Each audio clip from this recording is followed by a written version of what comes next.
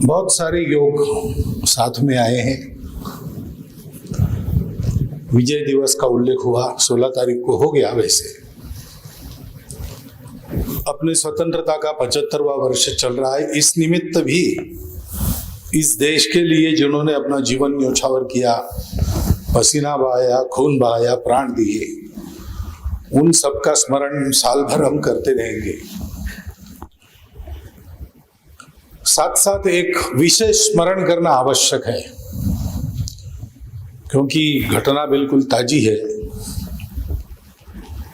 हमारे सीडीएस श्रीमान बिपिन रावत जी के साथ बहुत सारे अधिकारी गण हमारे सेना के एक दुर्घटना में मारे गए। हमारे लिए अतीव दुखद, वेदनादायक ऐसी घटना है, और ये सारे लोग अपनी ड्यूटी करते समय बलिदान हुए हैं। तो मैं समझता हूं कि ये उचित होगा कि 1 मिनट खड़े होकर हम सब मौन रखकर उनको श्रद्धांजलि दे। बाद में मैं एक मंत्र कहता हूं, उसके बाद हम बैठ जाएंगे।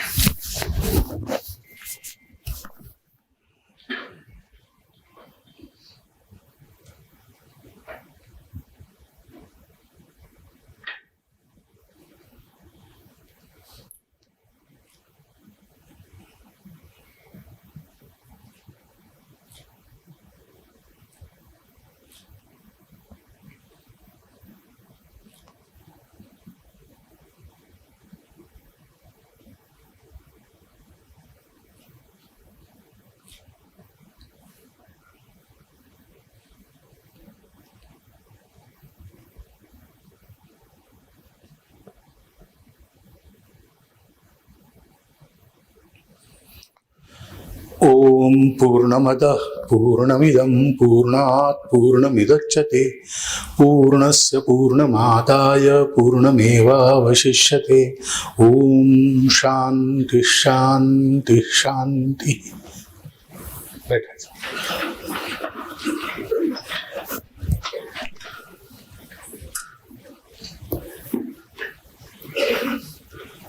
तो सारे विश्व में भारतीय सेना की परंपरा विशिष्ट है। परिस्थिति चाहे जैसी हो, साधन संपन्नता चाहे जैसी हो, भारतीय सैनिक वीरता के साथ लड़ता है, और या तो काम पूरा करता है या तो अपना जीवन पूरा करता है। ऐसा बाकी दुनिया में इस मात्रा में ऐसा इतना नहीं है। प्रिपेयर्डनेस के बारे में हम कैसे हैं, चाइना से पीछे है आगे, अमेरिका से पीछे आगे, ये बताया जा सकता है। लेकिन हौसला, हिम्मत और ताकत, व्यक्तिगत ताकत की दृष्टि से भारत का सिपाही अव्वल है। और ये बात केवल उसके शरीर के ट्रेनिंग से नहीं आती, उसके मन से आती है। हमारे सेना की विशेषता, हमारे सैनिकों की विशेषता है, एक बात है देशभक्ति, दूसरी बात है अनुशासन। और इसलिए इस कार्यक्रम का एक शीर्षक है कि पूर्व सैनिक प्रबोधन दिवस। तो ऐसे किसी प्रबोधन की सैनिकों को आवश्यकता है ऐसा नहीं, क्योंकि जो प्रबोधन होना चाहिए वो उनको मिल गया है। सेना में काम किया है, इसका मतलब उनको ये सारी बातें पता है, और केवल बुद्धि से पता नहीं है, उनके मन में उतरी है, उसका उन्होंने आचरण किया है। और जैसा कहते हैं कि once a soldier always a soldier, तो उसका वो जीवन भर निर्वाह करेंगे। इसलिए कैसे नए जगह में, खाली जगह में अगर सैनिकों को बसाया जाता है तो हम वहां की सुरक्षा के बारे में आश्वस्त हो जाते हैं कि वहां जो लोग बस रहे वो प्रबुद्ध लोग हैं। हमारी दृष्टि से, विशेषकर संघ की दृष्टि से, तो जो देश का भक्त है और जिसमें जीवन का अनुशासन है, जीवन भर उसका निर्वाह करने का मादा है, वो सबसे प्रबुद्ध है। तो इसलिए आपका प्रबोधन करने के लिए मैं खड़ा नहीं हूं, मैं आपको संघ के बारे में बताऊंगा। यानी आपका प्रबोधन इन बातों के बारे में नहीं, संघ क्या है वो आपको बताना है। हम लोग पूर्व सैनिक हैं, तो सैनिक इतना बड़ा काम देश के लिए करते हैं, तो हमारे कर्नल साहब ने कहा कि उनकी चिंता करना समाज का भी कर्तव्य है और अकेला आदमी नहीं कर सकता, संगठन के साथ करना चाहिए। तो संघ के स्वयंसेवक भी ऐसा एक संगठन चलाते हैं, पूर्व सैनिक सेवा परिषद। वो पूर्व सैनिकों को इकट्ठा करती है, संगठित करती है और पूर्व सैनिकों की भी चिंता करती है और पूर्व सैनिकों के द्वारा देश की जो जो चिंता हो सकती है उसमें भी उनका योगदान कराती है। वो दोनों तरफ काम करती है। ये पूर्व सैनिक सेवा परिषद में काम करने वाले लोगों के काम करने के पीछे प्रेरणा संघ के विचार की है। वो सब संघ के स्वयंसेवक नहीं है, मिलिट्री से वहां से भी पूर्व सैनिक ही है उस संगठन को चलाने वाले। उसमें से कुछ लोग कभी संघ के स्वयंसेवक रहे हैं, कुछ नहीं रहे, लेकिन विचार सबके मन में संघ के विचार जैसा ही है, इसलिए वो काम कर रहे हैं। और वो विचार क्या है? हमारे संघ में प्रार्थना होती है, उस प्रार्थना का अंतिम चरण है वो हम सब संघ के लोगों का सामूहिक संकल्प है। संघ जिसलिए हम चलाते हैं वो रोज हम कहते हैं, शारीरिक बौद्धिक कार्यक्रम करते हैं और उसके बाद दक्ष में खड़ा होकर ध्यान केंद्रित करके रोज उसको दोहराते हैं। आखिरी 4 पंक्ति ऐसी है, विजेत्री च नः संहता कार्य शक्ति विधायास्य धर्मस्य संरक्षणम परम वैभवम नेतुमेतत् स्वराष्ट्रम समर्था भवतु आशीषाते भृशम। आशीष दो भगवान को कहते, किस लिए? कि हमारे सामूहिक बल के आधार पर कोई किसी व्यक्ति की, संगठन की, पार्टी की महत्ता नहीं, हमारा सामूहिक बल यानी हमारे पूरे समाज का सामूहिक बल, उसके आधार पर धर्म का संरक्षण करते हुए। यहां धर्म का मतलब पूजा नहीं है, धर्म का मतलब है जो जोड़ता है, ऊपर उठाता है, बिखरने नहीं देता है, उसको हमारे यहां धर्म कहते हैं। धर्म हम पूजा मानते हैं, हिंदू मुस्लिम सिख ईसाई आदि धर्म मानते हैं, लेकिन धर्म शब्द का अर्थ वो नहीं है। धर्म शब्द केवल भारतीय भाषाओं में, और उसका अर्थ है जो धारणा करता है, जिसके आधार पर सब खड़ा होता है, जो जोड़ता है, उन्नत करता है, बिखरने नहीं देता है, और जिसके कारण इस लोक में और परलोक में भी सुख ही मिलता है। ये जिससे होता है वो धर्म है। उस धर्म का संरक्षण करते हुए हमारे राष्ट्र को परम वैभव संपन्न बनाने के लिए हम समर्थ हो, इसलिए संघ चलता है। क्योंकि संघ के जो निर्माता थे डॉक्टर हरिद्वार, वो 1890 में 1889 में उनका जन्म हुआ। 1857 हो गया था, स्वतंत्रता के लिए पहला संघर्ष हो गया था आधुनिक काल का अंग्रेजों के खिलाफ, और उसका वातावरण जनता में था, सारे समाज में। यद्यपि हम लोग उसमें अयशस्वी हो गए, फिर भी वो चिंगारी दबी नहीं थी। तो लोग विचार कर रहे थे कि क्या करना है, इस बार हार गए, अगले बार विजयी हो। विजयी होना ही है। विजय दिवस हम इसीलिए मनाते हैं कि जो राष्ट्र सतत विजयी होने की आकांक्षा रखता है, किसी को जीतना ऐसा नहीं है, लेकिन परिस्थिति आती है, उस पर भी विजयी होना पड़ता है। जीवन में सतत आगे बढ़ना, कठिनाइयों को दूर करना, संकटों को दूर करना, पार करना, संकटों पर मात करना, और कोई दुश्मनी करता है तो उसके दुश्मनी के नीचे दबना नहीं, दुश्मन को दबा के आगे बढ़ना। हमारे तरफ से किसी की दुश्मनी नहीं, लेकिन दुनिया में दुश्मन होते हैं, दूसरों की दुश्मनी करने वाले, उनसे बचना भी पड़ता है, उनको जीतना भी पड़ता है। ये जीवन की कहानी है, हर एक के जीवन में ऐसा ही रहता है। इसलिए जीवन में कभी हारना नहीं, निराश नहीं होना, आत्महत्या नहीं करना, हमेशा सामना करना।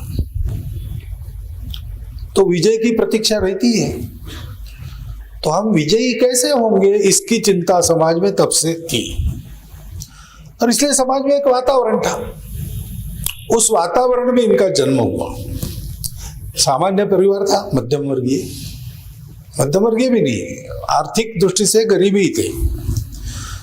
और उसमें 11 साल की आयु में माताजी और पिताजी एक ही दिन 1 घंटे के अंतर से चल बसे, अनाथ हो गए। वो प्लेग आया था नागपुर में, नागपुर के रहने वाले, तो प्लेग के रोगियों की सेवा करते थे दोनों। तो सेवा करते करते इनको भी प्लेग हो गया और 1 घंटे के अंतर में दोनों की मृत्यु हो गई। कमाने वाला घर में कोई नहीं, 3 भाई थे, सबसे बड़े भाई पहलवानी करते थे, मझले भैया अभी पढ़ रहे थे और ये सबसे छोटे। ऐसी अवस्था में उनको जाना पड़ा, लेकिन स्वाभिमान पूर्वक रहे, किसी के सामने कभी भी हाथ नहीं पसारा। अपनी पढ़ाई में पहले 10 में आए अपने विद्यालय में, और समाज देश के लिए जो कुछ अच्छा चल रहा था उस आयु से उसमें उनका पूर्ण सहयोग सहभाग रहा। अब प्राइमरी स्कूल में पढ़ने वाले बच्चे को देशभक्ति वगैरह कहां से समझ में आई, लेकिन उस समय भी उनमें वो समझ थी। विक्टोरिया रानी के राज्यारोहण की शताब्दी अंग्रेजों का राज था, हमारे देश में भी मनाई गई। तो विद्यालयों में मिठाई वगैरह बांटी गई कार्यक्रम के बाद।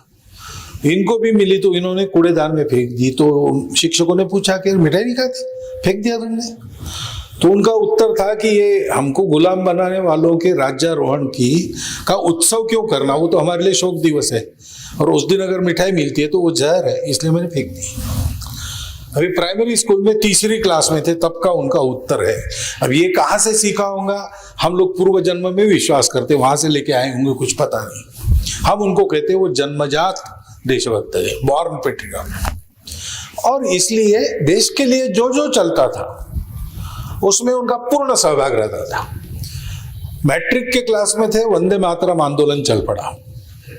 बंगाल को तोड़ने की साजिश की ब्रिटिश गवर्नमेंट ने, उसका पुरजोर विरोध हुआ। अंत में 1911 में उस कानून को उनको वापस लेना पड़ा। जनता जीत गई, सरकार हार गई, लेकिन वो शुरू ही था, 5-6 में शुरू हुआ। उस समय ये मैट्रिक के क्लास में थे। तो नागपुर के सारे विद्यालयों में उन्होंने एक आंदोलन ऑर्गेनाइज किया। स्कूल इंस्पेक्टर्स आएंगे तो हर क्लास में उनका स्वागत होगा वंदे मातरम से। तो जहां भी जाए अंग्रेज इंस्पेक्टर, जिस क्लास में कदम रखे सब बच्चे खड़े हो जाए और वंदे मातरम कहे। तो आग बबूला हो गए। उन्होंने ऑर्डर निकाल के, और सब स्कूलों में ऐसा हो गया, तो सब स्कूल बंद हो गए नागपुर के, सरकार के ऑर्डर्स। फिर पुलिस इंक्वायरी शुरू हो गई, कौन है इसके पीछे, कौन है इसके पीछे। कानून से बंदी थी वंदे मातरम कहने पर। 4 महीने सारी खाक छान मारी, कुछ नहीं मिला, किसी का नाम पता नहीं चला। इतना कुशल ऑर्गेनाइजेशन था। अंत में अभिभावक, सरकार, वो सब लोग बैठे, कितने दिन स्कूल बंद रखेंगे। फिर एक नॉमिनल अपॉलॉजी से शुरू हो गए कि बच्चे जाएंगे स्कूल में, दरवाजे पर मास्टर लोग खड़े रहेंगे, वो पूछेंगे गलती हो गई, मुंडी हिलाना तो हो गया, स्कूल शुरू। लेकिन इतना भी करने से 2 लोगों ने मना कर दिया। उसमें एक ये थे, संघ के संस्थापक केशव बलिराम हेडगेवार उनका नाम।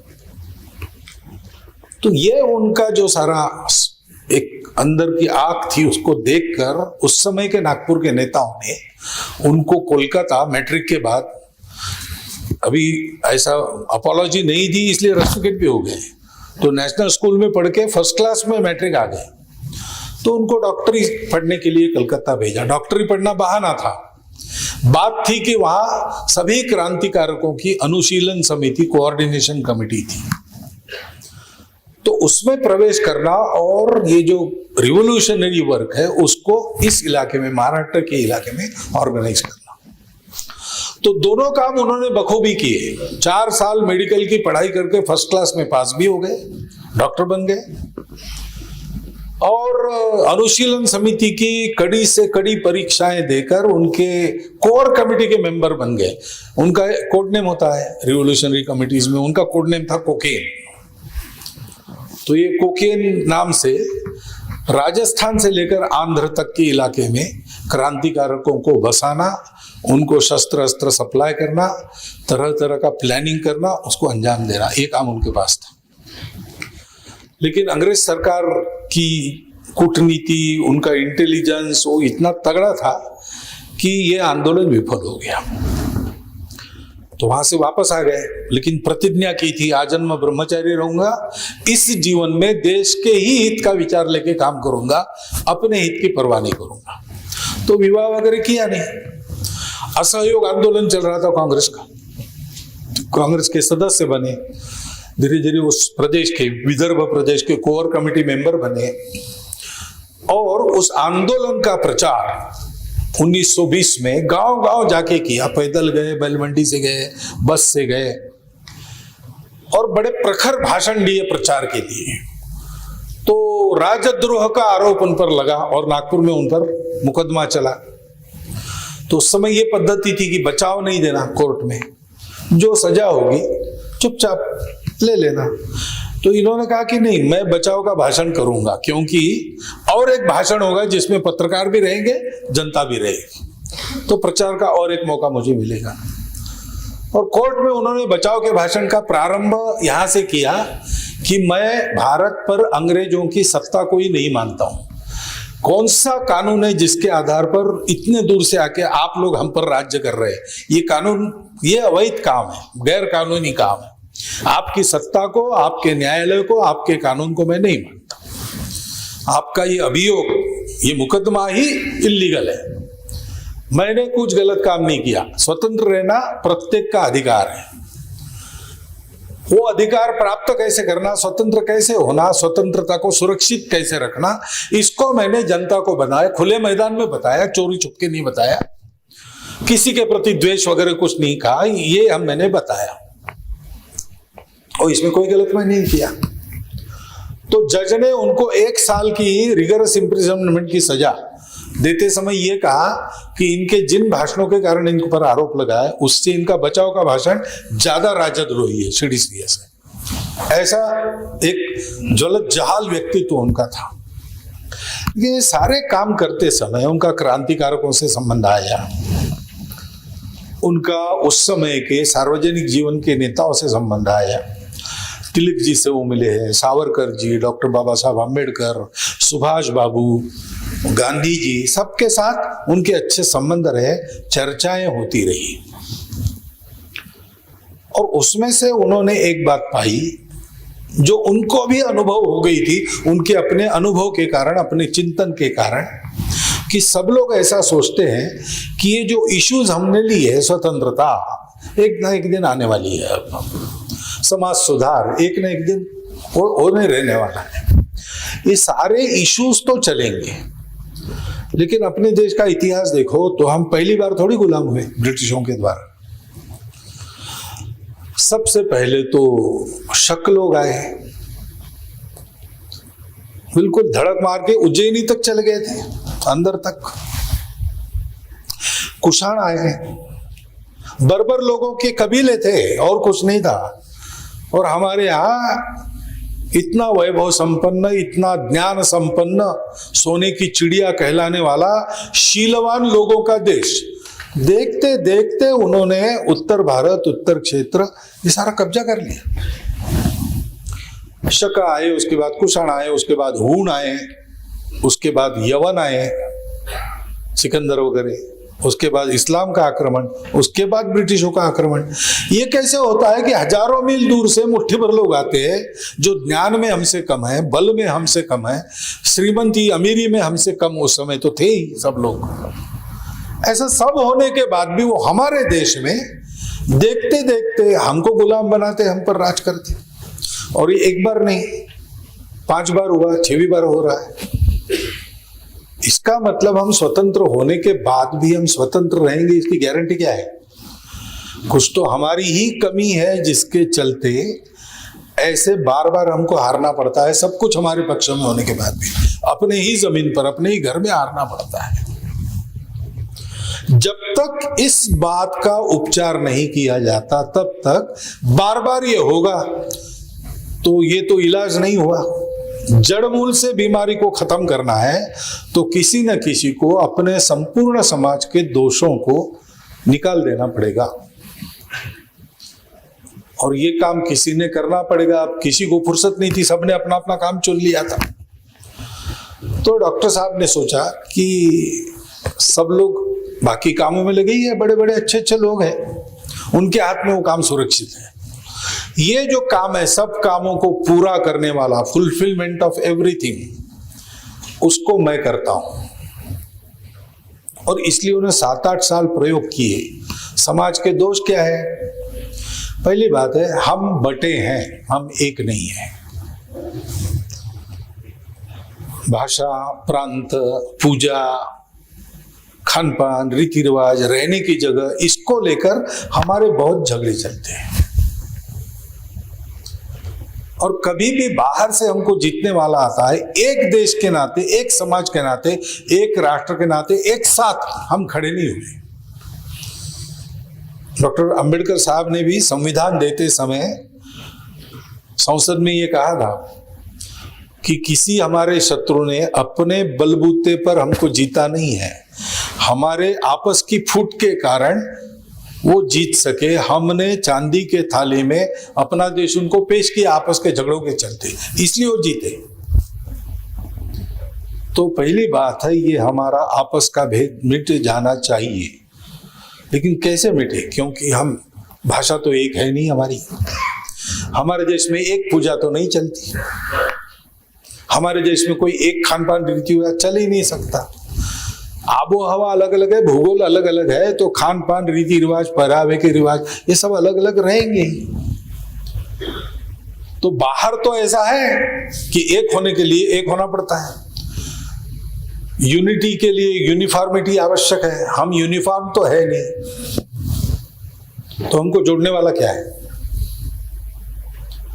तब ये ध्यान में आया कि ये सब हमारा अलग अलग है, फिर भी हम एक है। ये सब अलग अलग पूजा करने वाले, अलग अलग खान पान करने वाले लोग जब तीर्थ यात्रा करते तो सारे भारत की करते हैं। गुरुद्वारे सारे भारत में है, केवल पंजाब में नहीं है। गुरुओं ने जो यात्राएं की है वो पूरे भारत की है। उसके पहले भगवान महावीर जी के स्थान पूरे भारत में है। जन्म तो पावापुरी बिहार में हुआ था, लेकिन केवल बिहार तक सीमित नहीं रहे। तथागत बुद्ध बिहार से निकले, उत्तर प्रदेश, नेपाल तक गए, लेकिन वहां तक सीमित नहीं रहे। पूरे भारत में तीर्थस्थल है हम सब लोगों के, सनातनियों के, वेदांतियों के तो है ही। हमारे यहाँ का किसी भी पंथ का सन्यासी निकलता है तो पहले उसको देश की परिक्रमा करनी होती है, और वो देश यानी उसका प्रांत नहीं रहता, पूरे भारत देश की परिक्रमा वो करता है। हम देखते हैं कि भाषाएं हमारी अलग अलग है, लेकिन उसमें भाव तो एक ही है। जैसे मातृत्व का भाव ये सब भाषाओं में है, नदी को मैया कहना, माता कहना, सब भाषाओं में है। हम प्रकृति को अपनी मां मानते हैं, उसको जीतना नहीं है हमको, उसका बालक बनके उससे पाना है, उसको वापस भी करना है। ये हमारी परंपरा है, और सब भाषाओं में वही भाव है, भाषा कोई भी हो। कई ऐसी बातें हैं, मजे की बात है, कहीं भी बाजार में आप जाएंगे, मॉल में वगैरह मत जाइए, बिल्कुल मॉडर्न प्रकार है। अपने ट्रेडिशनल बाजार में जाएंगे, कुछ खरीदेंगे आप तो जितना तोल के मिलेगा ठीक से, ऊपर एक मुट्ठी मिलेगा। आम जाएंगे, आम खरीदेंगे, 100 आम का दाम चुकाएंगे, 100 तो मिलेंगे ही, ऊपर से 5 रखेंगे। अब ये एक प्रांत में नहीं है, पूरे भारत में ऐसा है, और अखंड भारत के बाहर कहीं भी नहीं है। क्योंकि हमारे यहाँ एक स्वभाव पहले से बना है, जितना मैं लूंगा उतना पूरा दूंगा, गलती से भी कम न जाए इसलिए थोड़ा ज्यादा दे दूं, गलती ना हो। गलती इधर की तरफ हो गई तो uh on the right side is the best way, और इसे थोड़ा ज्यादा दे देंगे ताकि कम ना चला जाए गलती से। ये पूरे भारत में है। ये कहां से आया? ये हमारे जो रिवाज चले आ रहे, परंपराएं चली आ रही, संस्कार चले आ रहे, वो हमारे संस्कृति के संस्कार है, जिसमें हम कहते हैं कि दूसरों का पैसा ये मिट्टी के ढेले जैसा है। पराई स्त्री माता के समान है। मातृवत परदारेषु परद्रव्येषु लोष्ठवत आत्मवत सर्वभूतेषु। दूसरों को वही कष्ट होता है जिससे हमको कष्ट होता है, दूसरों को भी होता है। अपने साथ वही करो जो तुम है, दूसरों के साथ वही करो तो जो तुम अपने साथ चाहते हो। अपने साथ जो नहीं चाहते हो ना, दूसरों के साथ मत करो, क्योंकि आत्मवत सर्वभूतेषु। ये जो आत्मा है सबके अंदर में जो है, वो तो भारत में ही मालूम हुआ पहली बार। आज की दुनिया तो बाहर की उसको जानती नहीं है। हमारे यहाँ परंपरा है, हमारे यहाँ सभी है। आत्मा को न मानने वाले भी है, ईश्वर को न मानने वाले भी है, लेकिन सबका शुरू यहाँ से होता है। शुरू का स्टार्टिंग पॉइंट सबका एक है। सब पंथ संप्रदायों का अस्तित्व एक है, एक से अनेक हुआ है। ये अनेकता में एकता की बात नहीं, एकता ही की विविधता है। और वो एकता ऐसी है, उसको हम अनुभव कर ले तो हमको सदा के लिए कभी न फीका पड़ने वाला सुख प्राप्त होगा। इसलिए जीवन उपभोग के लिए नहीं है, उस सत्य को पाने के लिए है, सत्य के अनुसंधान के लिए। और सब अपने हैं, क्योंकि सब में वही है जो हम में है।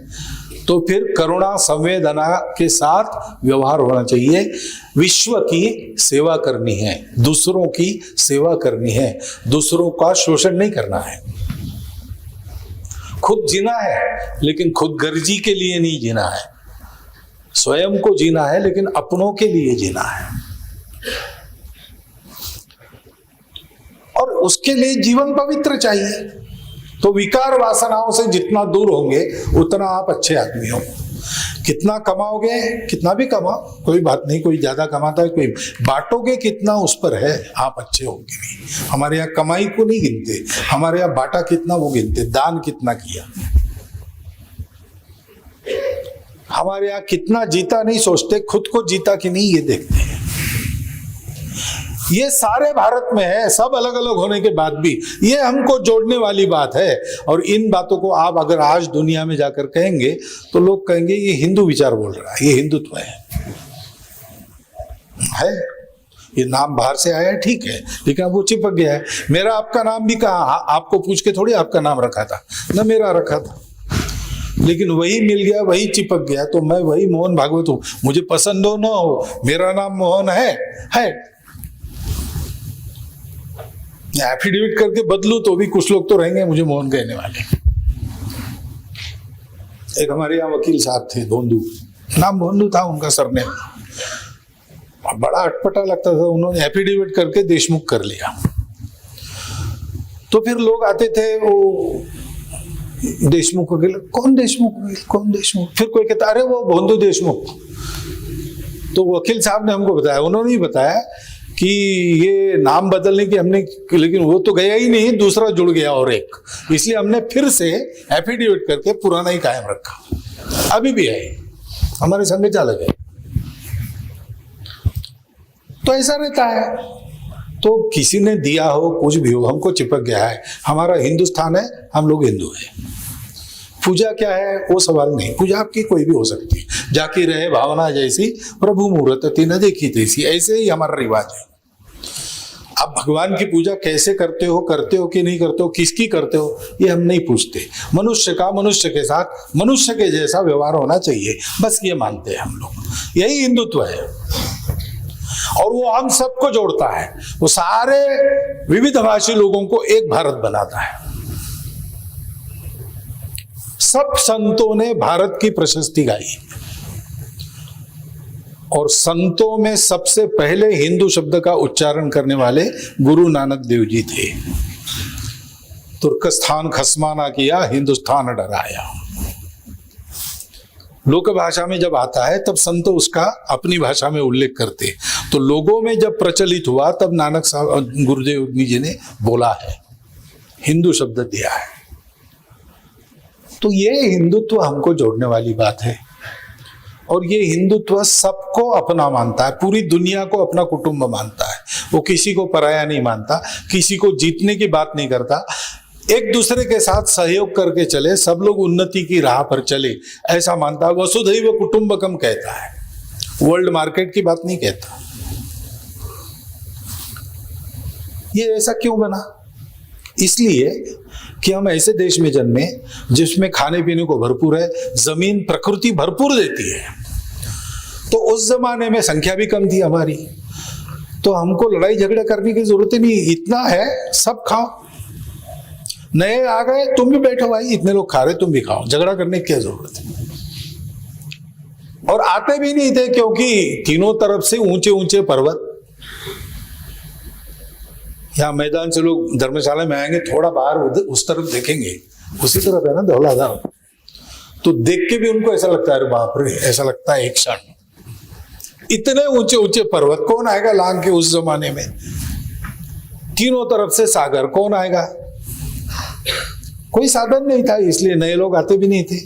भूले भटके आ गए, नहीं हमारा तो, हमारी पूजा अलग है, तो हमारे पहले से बहुत है ना, 33 करोड़ पहले से है, और नए नए आते हैं। साईं बाबा कहाँ थे? पहले नहीं थे, अब है।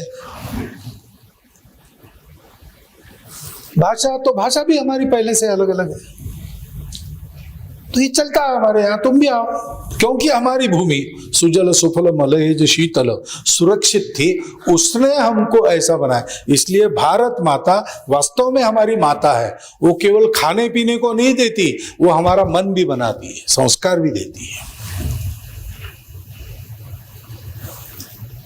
इसलिए दूसरी बात है, भारत के प्रति, मातृभूमि के प्रति भक्ति, ये दूसरा घटक है संस्कृति के साथ साथ, जिसको हिंदुत्व कहते हैं उसका। और तीसरी बात है कि ये हजारों वर्षों से चला है, इतिहास पूर्व काल से हम यहाँ पर है, पक्के है और चलते आ रहे हैं। 40,000 साल पूर्व से भारत के सब लोगों का डीएनए आज के लोगों का समान है, ये आज का डीएनए मैपिंग कह रहा है। वैसी हवा में बात नहीं की मैंने, वो हुआ है, राखी गढ़ी में से भी वही सिद्ध होता है। तो हम समान पूर्वजों को पहुंचे, उन पूर्वजों के कारण अपना देश फला फूला, अपनी संस्कृति आज तक चलती आई। यूनान, मिस्र, रोमा सब मिट गए जहां से। कुछ बात है कि हस्ती मिटती नहीं हमारी, उस कुछ बात में एक बात यह भी है कि इसके लिए त्याग बलिदान हुए हैं, और ऐसा करने वाले हमारे पूर्वज हमारे गौरव के विषय है। हमारी निष्ठा उनके प्रति, हमारा सम्मान उनके प्रति है, हम अनुकरण उनके जीवन का करते हैं। ये तीन बातें हमको जोड़ती है, इसी को हम हिंदुत्व कहते हैं। इसके आधार पर सब लोगों को जोड़ना, घर के बाहर निकालना, मैदान में खड़े करना, 1 घंटे के लिए भूल जाओ, घर की चिंताएं, दाल आटे के भाव, कुछ नहीं। 1 घंटे के लिए केवल देश की चिंता, देश को सुखी बनाना, देश को परम वैभव संपन्न बनाना, उसके लिए अपने देशवासियों के साथ खड़े रहना, खेलना। पूछना नहीं कितना कमाता है, पूछना नहीं किस जात का है, पूछना नहीं क्या पूजा करता है, नाम पूछ के भी अनुमान नहीं लगाना कौन है। उसके साथ खेलो, अपने भाई जैसा उसके साथ व्यवहार रखो, और भारत की भक्ति के गीत गाओ, भारत के वीर पूर्वजों की गाथाएं सुनो, उससे प्रेरणा लो, और सब मिलके काम करना, मिलके चलना, इसकी कला सीखो। 1 घंटे का एक्सरसाइज रोज करो तन मन का, तो फिर जो व्यक्ति खड़ा होगा वो सबको साथ लेके चलेगा, सबके साथ लेके जाएगा, देश के लिए जीने मरने वाला होगा। और ऐसे लोग गांव गली गली अगर खड़े होंगे तो उनके बरतने से जो वातावरण होगा उसमें एक ट्रेंड बनेगा, फैशन बनेगी, जिसमें समाज का आचरण बदल जाएगा। और पूरा समाज अगर ठीक चलता है तो ही देश का भाग्य बदलता है।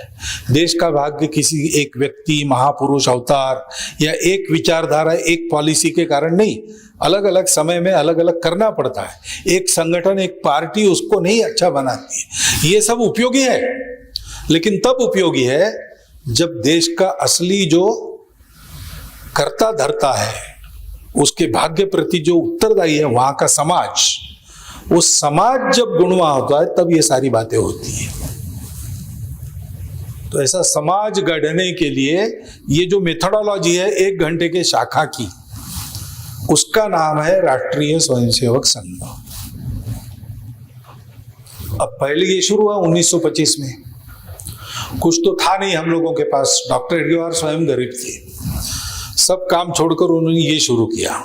बहुत प्रसिद्ध पुरुष नहीं थे और कोई ऐसा उस समय मानता नहीं था कि हिंदू संगठित हो सकता है। वो तो कहते थे ये ऐसी कौम है जो अब मरने जा रही है, ये तो ऐसे लोग हैं जो इकट्ठा और एक दिशा में तभी चलते हैं जब कंधे पर 5वां हो। 4 लोग तभी एक दिशा में मुंह करके चलते हैं स्मशान में जाते समय, नहीं तो ये कभी एक दिशा में नहीं चलते। लेकिन बिना किसी प्रचार प्रसार, बिना किसी आर्थिक बल के, बिना किसी सरकार की, सरकारें तो सारी विरुद्ध ही रही। अभी अभी हमारे स्वयंसेवक सत्ता में है तो थोड़ी राहत है, नहीं तो हमेशा विरोध ही रहा। समाज में विचार की मान्यता नहीं। ऐसी अवस्था में काम शुरू हुआ। उस समय का डाटा अगर आज के कंप्यूटर में फीड करते कि ऐसा ऐसा एक संगठन है, उसके पास ये नहीं है, ये नहीं है, ये नहीं है, नहीं कितने दिन चलेगा, तो कंप्यूटर बता गया कि ये मर जाएगा जन्म दे। लेकिन ऐसा नहीं हुआ। सब प्रकार की बाधाओं को पार करके 96 साल तक संघ चल रहा है, बढ़ रहा है। लेकिन संघ उतना ही है, 1 घंटे की शाखा, उसमें से निकलने वाले स्वयंसेवक। अब वो 96 साल में इतनी संख्या में तैयार है तो चुप थोड़ी बैठेंगे। समाज में जहां जहां काम आवश्यक है वहां उन्होंने काम खड़े किए। तो समाज जीवन के हर क्षेत्र में स्वयंसेवकों के खड़े किए हुए काम ये चलते हैं। वो केवल स्वयंसेवक नहीं चलाते, समाज के लोगों को साथ लेकर वो चलते हैं। वो स्वतंत्र है, अलग है, स्वायत्त है, उनकी अलग कार्यकारिणी है, अलग कोष है, अलग उनकी नीतियां है, अलग कार्य पद्धतियां है, विचार संघ का है, संस्कार संघ का प्रभावी है। वहां काम करने वाले मुख्य व्यक्ति वो संघ के हैं और रहेंगे। इतना ही संबंध है और कोई संबंध नहीं। जैसे मीडिया कहता है डायरेक्ट या रिमोट कंट्रोल, ऐसा कोई कंट्रोल नहीं। जैसा मैंने नाम लिया पूर्व सैनिक सेवा परिषद, हमारे कमांडर जायसवाल साहब देहरादून में थे, नेवी से रिटायर्ड। उनके मन में ये कल्पना आई, वो हमारे स्वयंसेवक थे और उन्होंने शुरू किया। राम जन्मभूमि के आंदोलन के समय ये शुरू हुआ, अब बढ़ते बढ़ते यहां तक आ गया है। तो ऐसे अनेक संगठन स्वयंसेवक चलाते हैं, अनेक संगठनों में स्वयंसेवक है। जहां जहां समाज में कोई कमी है, काम करना अपना काम है। समाज के अभावग्रस्तों की सेवा करने के लिए 1,30,000 से ऊपर सेवा प्रकल्प बिना सरकार का पैसा लिए, जहां आवश्यक है वहां अपनी चमड़ी खर्चा करके, एकदम घिस करके अपना पैसा खर्चा करके स्वयंसेवक चलाते हैं। तो बहुत सक्रियता से काम कर रहे। कोरोना में आपको पता चला स्वयंसेवकों ने कितना काम किया, और ये कोई बड़ी डींग हाकने वाली बात नहीं है। ये हम नहीं करते तो हम अपने कर्तव्य को चूकते, और इसके बदले में चाहिए क्या? कुछ नहीं। स्वयं सेवक को संघ का कोई आश्वासन नहीं होता। कई बार नए लोग पूछते संघ में आके हमको क्या मिलेगा, तो मैं उनको साफ साफ बताता हूं, आपको मिलेगा कुछ नहीं, जो आपके पास है वो भी चला जाएगा। हिम्मत है तो संघ का काम करो, ये हिम्मत वालों का काम है। कबीरा खड़ा बाजार में लिए लुकाटी हाथ, जो घर फूके आपनो चले हमारे साथ। इसमें कुछ लेने की आशा से बिल्कुल मत आओ। अगर लेने की बुद्धि है तो आप संघ से दूर रहो। इसमें आपका भी भला है, हमारा भी भला है। संघ ऐसा संघ का अपील है, और संघ ये ऐसे लोगों को तैयार करना एक काम करता है। वो जाते हैं और ऐसे अनेक कार्यों में काम करते हैं, और संघ भी अपना ऐसे लोग तैयार करने के केंद्र जगह जगह ले जाता है। आज की स्थिति है कि हर ब्लॉक में संघ की शाखा है। थोड़ा सा मिजोरम को छोड़ दिया और कश्मीर घाटी को छोड़ दिया, तो बाकी सर्वत्र अपने देश में ब्लॉक स्तर तक संघ की शाखाएं हैं। हमारा प्रयास है और अंदर जाके 10-20 गांव का एक सर्कल होता है, मंडल जिसको हम कहते हैं, या शहरों में 10,000 जनसंख्या की एक बस्ती होती है। वो हर एक बस्ती में, हर एक मंडल में शाखा हो, और भी आगे जाएंगे हम। पूरे समाज को ये आदत हमको लगानी है जो सेना इतने परिश्रम से आपको लगा चुकी है। देशभक्ति, अनुशासन, सामूहिक काम करना और प्राणों की परवाह किए बिना देश के लिए जैसा जीना आवश्यक है वैसा जीना, और अगर मरने की जरूरत पड़े तो मरने के लिए भी तैयार रहना। क्योंकि ऐसा समाज बनेगा तो देश का भाग्य बनेगा। देश का भाग्य बनेगा तो हम सबका भाग्य तो बनेगा ही। देश का भाग्य नहीं बनेगा तो हमारा नहीं बन सकता, कितनी भी उठापटक कर लो। लेकिन अपने देश की विशेषता है कि अपने देश का भाग्य बनता है तो इस देश के लोगों का तो भाग्य बनता ही है, सारी दुनिया का भाग्य भी बनता है। अभी इस कोरोना बीमारी ने सबको झकझोर के रख दिया है, तो सारी दुनिया में एक पुनर्विचार शुरू हो गया है। अभी तक के हमारे रास्ते गलत थे, ये दुनिया को ध्यान में आया है। तो अभी तक की यात्रा में जो सही था वो साथ लेंगे, जो गलतियां थी वो दुरुस्त करनी है, तो सही रास्ता कहां से मिलेगा? तो दुनिया भारत की ओर देख रही है। क्योंकि कोरोना के समय में वही अपने पुरातन नानी जी के बटवे से आए हुए काढ़े वगैरह हमारे काम आए, वो अप्रूव भी हो गए, इफेक्टिव भी हो गए। कई अपनी परंपराएं दुनिया को ध्यान में आया, खेती करने की अपनी परंपरा, वही एक परंपरा है जो सस्टेनेबल एग्रीकल्चर देती है और विषमुक्त अन्न देती है। नहीं तो रासायनिक खेती जो आधुनिक है उससे तो कैंसर ट्रेनें जाती है इधर से उधर। ये सारी बातें अब ध्यान में आ रही, इसलिए दुनिया भी चाहती है कि भारत अपना एक मॉडल खड़ा करे अपने तरीके के आधार पर, जिससे हम सीखेंगे और हम एक अच्छा मॉडल अपने भी देश का खड़ा करेंगे।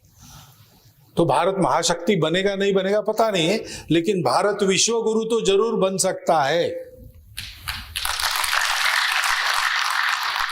और उसको बनाना है। उसमें हमारा भी कल्याण है, भारत का तो है ही, दुनिया का भी कल्याण है। भारत को बड़ा इसलिए नहीं होना है कि बड़ा होकर उसको दुनिया पर डंडा चलाना है। भारत को बड़ा इसलिए होना है कि सारी दुनिया को बड़ा करना है। ऐसा भारत खड़ा करने के लिए संघ का यह आह्वान है सबको। संघ का काम संघ के लिए नहीं है, संघ का नाम हो इसलिए हम काम नहीं करते, ये काम होना चाहिए देश में इसलिए करते। हम तो गीत गाते, तेरा वैभव अमर रहे मां, हम दिन चार रहे न रहे। कितने ही काम ऐसे करते हैं जिसकी हम चर्चा भी नहीं करते, लोगों को पता भी नहीं चलता, इसलिए अपप्रचार के बारे में तो पहुंचता है सर्वत्र। हम अपनी बातें बताते नहीं, क्योंकि हमको लगता है कि भाई भारत माता की सेवा की तो पुत्र ने माँ की सेवा की, इसमें डींग हाँकने की क्या बात है, समाचार करने की क्या बात, ये तो हमारा काम है। इसलिए उसके बारे में जानकारी कम रहती है लोगों को।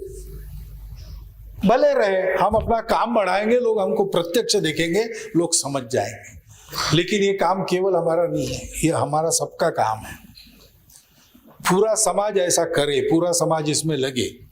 कल चल के इतिहास में यह न लिखा जाए कि राष्ट्रीय स्वयंसेवक संघ के कारण भारतवर्ष का उद्धार हुआ, यह लिखा जाए कि भारतवर्ष का समाज ऐसे संगठित हुआ कि उसने अपने कर्तृत्व से अपने मातृभूमि को परम वैभव संपन्न विश्व गुरु बनाया।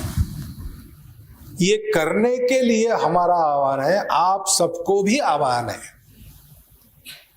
हम सैनिक हैं, हमको आपको बाकी समझाने की कोई आवश्यकता नहीं, वो आप पहले से समझे, केवल समझे नहीं, आप कर चुके हैं सीमाओं पर खड़े रहकर उसमें। तो इसलिए सेना के बारे में संघ के हर स्वयंसेवक के मन में एक गौरव रहता है, क्योंकि वो समझता है इस बात को।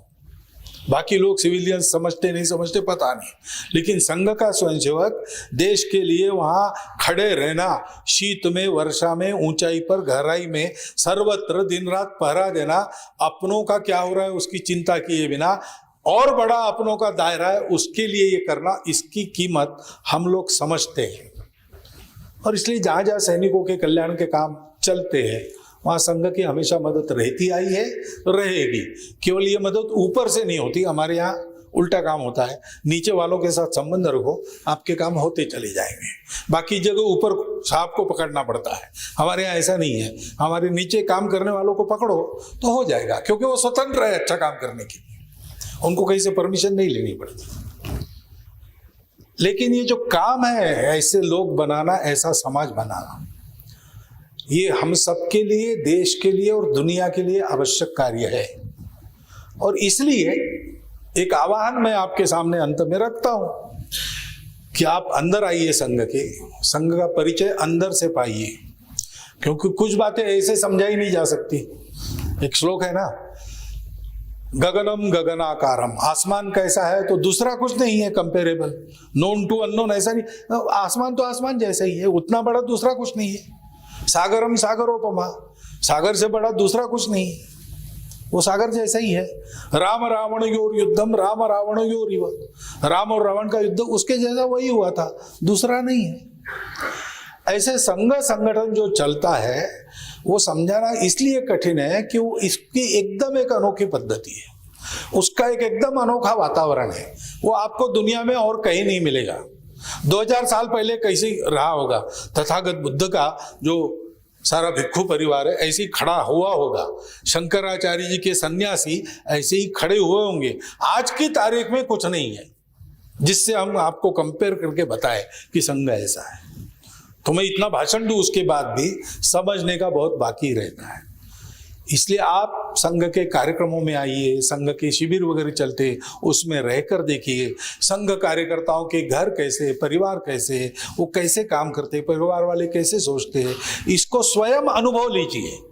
मैं आज जो कह रहा हूं उस पर भी मत जाइए, आप इसको आजमाइए, और आपके आजमाइश पर हम खरे उतरे तो फिर इस कार्य में आपकी रुचि क्षमता के अनुसार, आपके समय के अनुसार कोई भी कार्य, उसमें कोई भी दायित्व लेके आप सहयोगी बन जाइए, क्योंकि आपके सहयोगी होने से संघ का बल बढ़ेगा।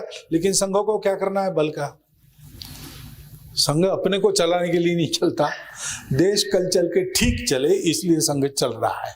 वो काम आपका भी है, हमारा भी है। इसलिए ऐसा सहयोग पूरी परीक्षा करने के बाद आप इसमें दीजिए, इतना एक अनुरोध मैं आपके सामने रखता हूं।